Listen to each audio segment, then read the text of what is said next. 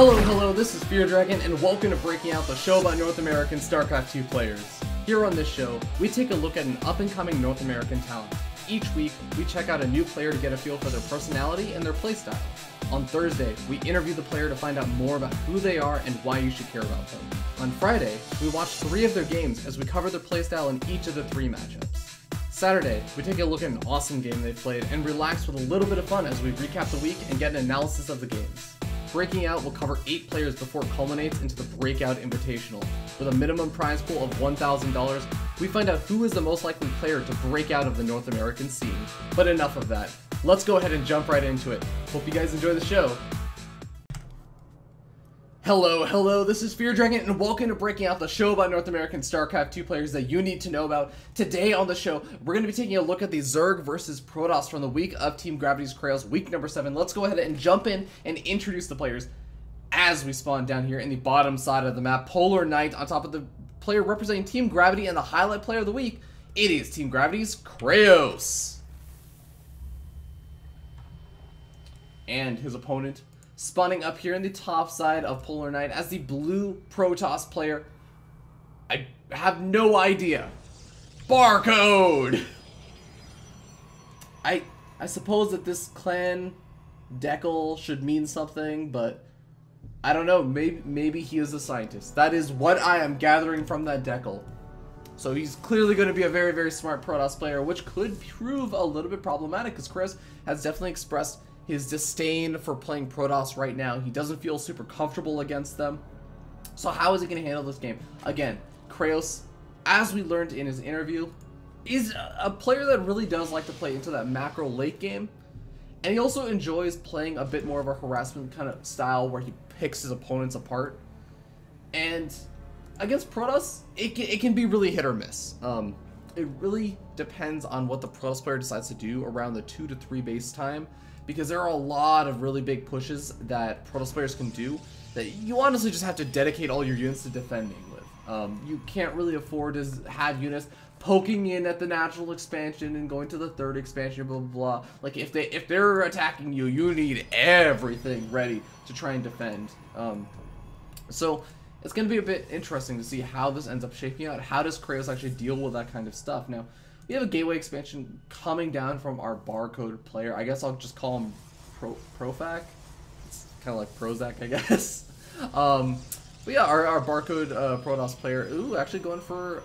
I really always like this kind of wall off that Protoss players do, where they have the wall off kind of dictated over here down by the bottom side, because it's a little bit easier to make sure you don't have your Zealot misposition. And I say that... Oh, actually, is that complete? That actually looks like it might have a gap right there. No, I don't think so. It must be in my head. But yeah, regardless, it allows the Protoss player to kind of more reliably get that wall off done, as long as they don't mess it up like I probably would in this situation. But yeah, kind of interesting. Oh, going straight after that destructible rocks.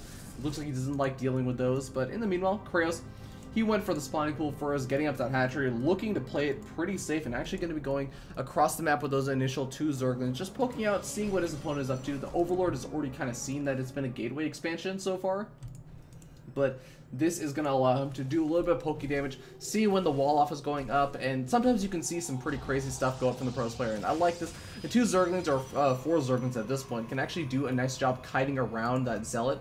And the Mothership Core shouldn't be up anytime.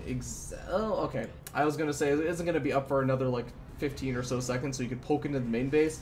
But it looks like the Mothership Core does get up, and the Zergling's just going to go ahead and retreat back home. And honestly, I'm not entirely sure what they would really be looking for, outside of maybe whether there was Chronos being popped down on Warp Kit technology, which there was.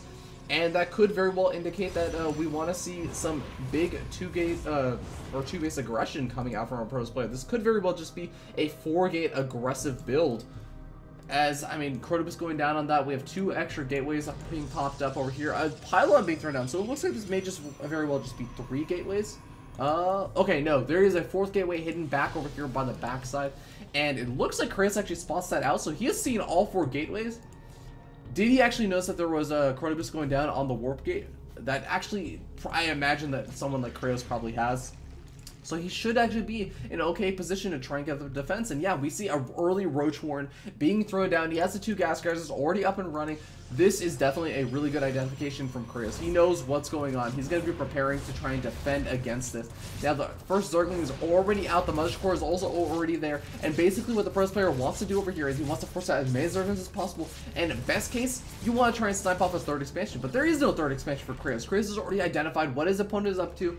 And he has been able to get up the appropriate defenses and make sure that he didn't play a little bit too greedy. So Zerglings are popping out. Roach Warren's going to be finishing up very, very soon. So for the meanwhile, Kreos is going to have to defend with pure Zerglings and those Queens. The Queen's going to be an important part of this defense. And it's going to be a little bit fortunate because he'll probably miss out on a couple of those Larva injects over the natural expansion during the midst of this fight, especially with how many Zealots. Oh my god, this Protoss player is warping in, but again, he's kind of bought Kreos a lot of time to get up these Roaches, so this may very well work out, this may very well not work out. We'll have to wait and see. The Time Warp does go down on the Queens, but the Zealots not actually going after the Queens. They're going straight after those Zerglings and the Roaches. Now finally going after the Queens, but the Queens are almost out of the Time Warp. The Roaches doing a great job cleaning up a majority of those Zealots. Zealots still win 1 versus 1 against the Roaches, but the main thing that I have to say is that Kreos is retaining a majority of those drones. He's only lost, well, actually he's lost 5 drones, a pretty good amount of damage over there actually, all things considered. But I mean, Kreos does manage to clean up after only taking around 6 or so drone losses. Yeah, 6 drone losses. And in the end, Kreos maintains his queen count. That's going to be very, very helpful for the actual creep spread. He's going to be able to take that 3rd expansion pretty safely now, especially with how many Roaches he has out on the map. And he's going to potentially be able to try and deny a 3rd expansion from being taken by the Protoss player for a little bit. Yeah, there are a handful of these sentries out, but where's the Protoss player taking his 3rd expansion? He's taken over here? Well, this is a very, very wide open area, and if Kreos starts moving out across the map as soon as his pylon is taken out, he could very well get into a nice position with even Force Fields won't really be able to help out that much. Does the Protoss player take it over here? Well, I mean, that's just even closer to where Kreos is, and still a very wide open space if Kreos gets into the right position now. Mothership Core are going to be very, very annoying, but Kreos realizes, you know what, it's worth losing maybe 1 or 2 of these Roaches in, you know, the 10 years that it'll take for the Mothership Core to actually take them out, in exchange for getting a nice scout out on the 3rd expansion timing. Getting a scout out on his opponent's unit composition and potentially seeing, like, okay, are you getting up a lot of stalkers? Are you making a lot of sentries right now? Am I expecting a follow-up push? Or are you trying to take a 3rd expansion? And I think that based on how many sentries he's seen, this could very well be either way. But oh, some really nice force fields from the Protoss player. Oh my god, very efficient force fields, snagging up a lot of those Roaches for a very, very cost-effective force fields. And oh my god, snags another couple more Roaches. Kreos really taking a lot of damage with those Roaches on it, you know, that he really wanted to just use to try and deny that 3rd expansion for as long as possible. But I think that after that, Protoss player is going to feel comfortable taking a 3rd if he so chooses to. But let's see what he actually wants to do. He's got still just those 4 gateways up, and he's gotten up a robotic facility. He's getting up a couple of those immortals. He has a lot of sentries, and he's throwing up just 1 more gateway. So I wouldn't be too surprised to see him go for either a push out with a 1 extra gateway. Okay, now we end up seeing 3 extra gateways. Oh, 4 extra gateways being added on. Okay, I was about to say, you know what? He has a Protoss player. He could go for a 3rd expansion. Could go for an attack with that low of a gateway count. We'll have to wait and see how many gateways he has on. He has on 4 gateways. He's going for another 2 base all in. He is completely committed to doing aggression over here. He's up to 8 gateways. He has a Warp Prism on the way. He has an Immortal out, and he is going to be looking to try and end the game now. Is Kreos going to be prepared with Mothership Core getting pushed back? Oh, the Queens on creep may actually be able to take out the Mothership Core. Time Warp goes down, but it is a little bit too far forward, and the Queens managed to get the snipe off. That is a really, really nice win. That means that, you know, no additional Time Warps are going to go down in that future engagement. The recall back would be nice. It's nice. But honestly, I think that the Protoss player is already pretty committed to ending the game during this push. I am going to be very, very surprised if this engagement ends up pulling or going past this push. This push is basically going to be the big decider unless it ends up having a very, very even amount of damage, in which case, honestly, recall, it's most likely not going to be too useful. He's probably going to want to use those on Time Wars, but he doesn't have it anymore. so it's not even going to come into effect. That's going to give Kreos a nice little positional advantage. He can get his roaches into a nice position, but there's a lot of force fields around. Oh my god, that's a lot of sentries with a lot of energy. Force fields already being utilized. Kreos setting up a bit of a flank, but he's going to back up. He wants to make sure he's engaging with both sides at the same time. Proxy pylon exists. The Warp Prism is also there in case that Proxy pylon does get taken out. Now, these roaches doing a good job over here from Kreos, just picking up whatever he can. The roaches now moving in for Kreos. The force fields are really just trying to keep the roaches in rather than trying to keep them out. And they're actually able to get right on top of a lot of those sentries. I'm not sure how much I agree with a lot of those force fields being thrown down for the Protoss player, but some nice Warp Prism micro does actually come in. But the flank is just so strong from Kreos. He forces out so many of those force fields and is able to actually clean up a majority of these units. The sentries getting taken out one by one by Kreos' roaches, and Zealots are being warped in. The Immortals are still alive and wrecking havoc on those roaches. Oh my god, 17 kills, 9 kills on these Immortals. But is he going to be able to have enough to push through? Kreos is continuing to rally, and he still has that 3-base economy. But does he actually have enough larvae to actually do anything about this? He was using most of his queens to actually just make sure that he had extra units up for the defense, and now it looks like he could very well be losing this third expansion. This is the kind of damage that the Protoss player actually wants to be able to do in this situation. And actually, I think that Mothership Core would actually be coming in handy right now, because if he signs off this third expansion and recalls, I actually feel like the Protoss player would be in a pretty nice position over here. But some nice micro, once again, saving those Immortals, just being so annoying for Kreos to deal with. Kreos gonna end up losing that third expansion and manages to still maintain a good 49 drones, so he's not down and out of this just yet. He also still has a pretty healthy roach count, so he's not exactly dead yet, but he's in a very awkward position. How in the world does he defend against this? There's Immortals just being so annoying. The nice thing is that the Protoss player is gonna start getting mined out in the main base very soon. And Kreos has this one Zerg. You cannot underestimate the value of this one Zerg that will deny any attempts at a third expansion until some warpins are forced to be used at home. It's just that extra little bit of multitasking. Make sure you warp in a Zealot at home and send it over to that third expansion and build the third expansion in time. And right now, the Protoss player is not looking to do that. LOL gets tossed out. I don't even know why. This is such a weird kind of situation. I think that's actually... It's a bit even, but it sort of favors the Protoss player because he still has a very scary army with +1 weapons. That means that those Zerglings are getting taken out so quickly. +1 missile attacks are around for Kreos, but I'm not sure if it's as helpful as that +1 weapons for the Protoss player. And now we end up seeing a lot of force fields still being thrown down. Look at all of these sentries. We have 16 sentries out, throwing down force fields at their basically whim. And eventually, the big concern isn't that the force fields are going to run out. It's the fact that these roaches are getting right on top of the sentries and taking out all of them. The Immortal is actually being taken out. 37 kill Immortal, 38 kill Immortal gets taken out. Not so Immortal anymore. And Kreos looks like he's actually going to be able to clean this up. This has actually been a really great defense by Kreos. And it's not just cleaning it up straight up, like, oh, you know, you barely managed to clean it up. No, he cleans it up with a lot of roaches left over on the map. That means that he can leave a couple of roaches left over to deal with that Warp Prism. He can send out roaches to clean up the proxy pylons, and he can now send those roaches across the map to deny a third expansion from being taken. What is the Protoss player going to do? He has no tech. There's no tech out on the map right now. There's a Twilight Council, and there's a robotic facility making Immortals, but that's not the long-term tech that I'm talking about. We don't have any Colossus going to be coming out. We don't have any High Templars or Stargate units or anything coming out. It is literally just going to be Immortals, Stalkers, Zealots, and just Immortals and Gateway units, basically. And that's very difficult to take a third expansion with against this massive number of roaches that has basically been made by Kreos. And Kreos, he just establishes his third expansion, buys himself time, and denies his opponent from taking a third expansion. And I think that he's going to be okay with this kind of situation.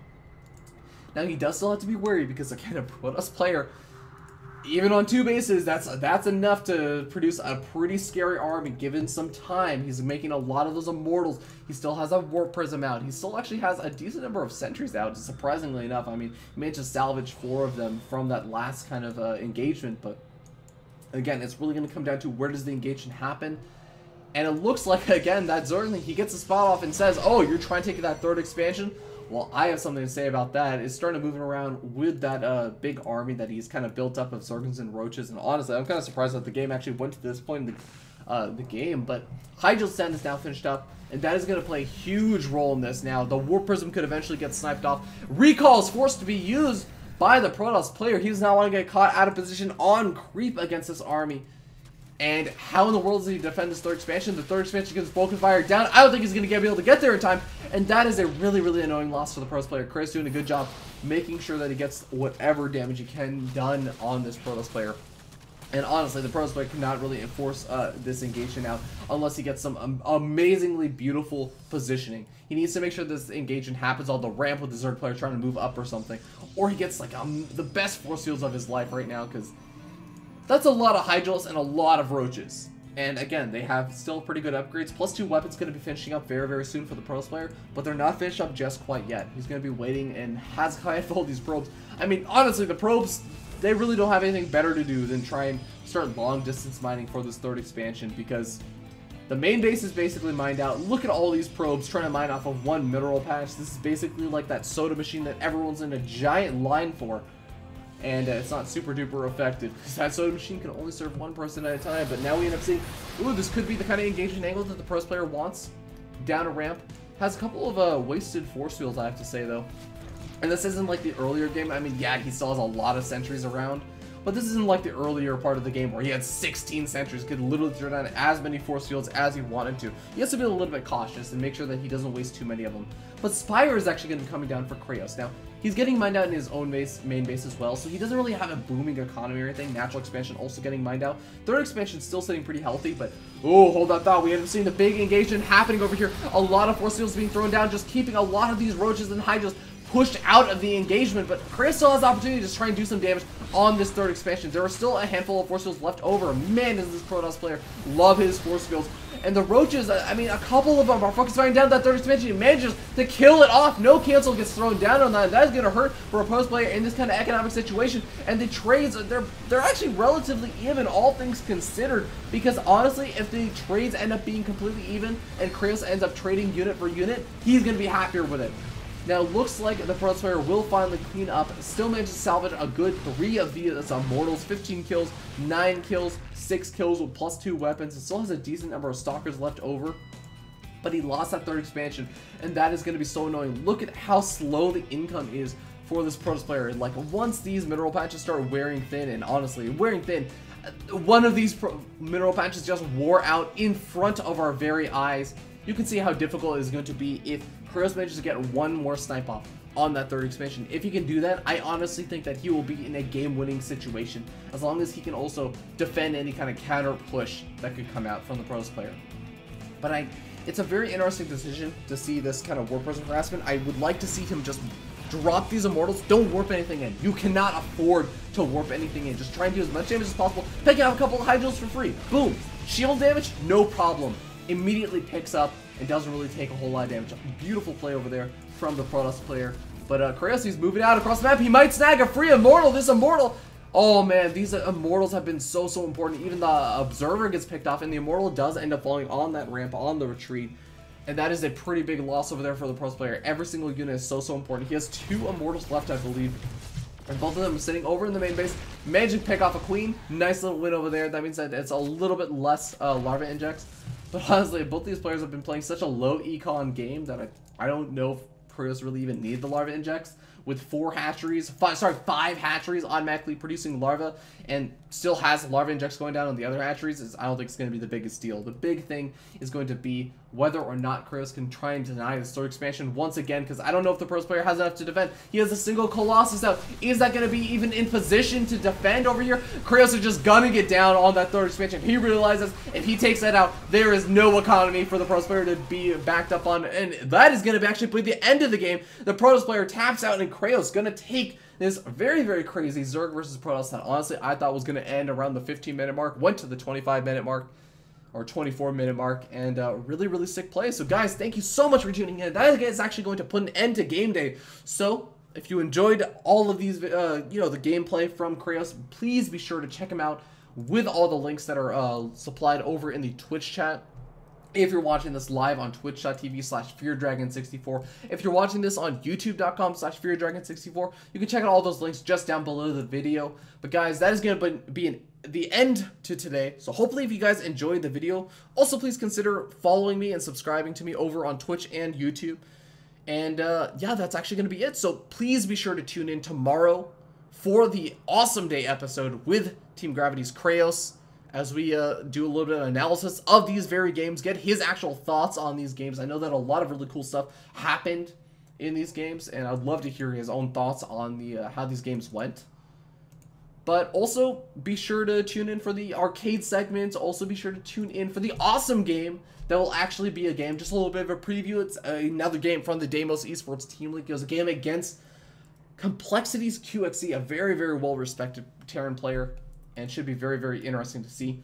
Hope you guys are enjoying this games as much as I am, and I hope to see you all tomorrow. Take care, guys.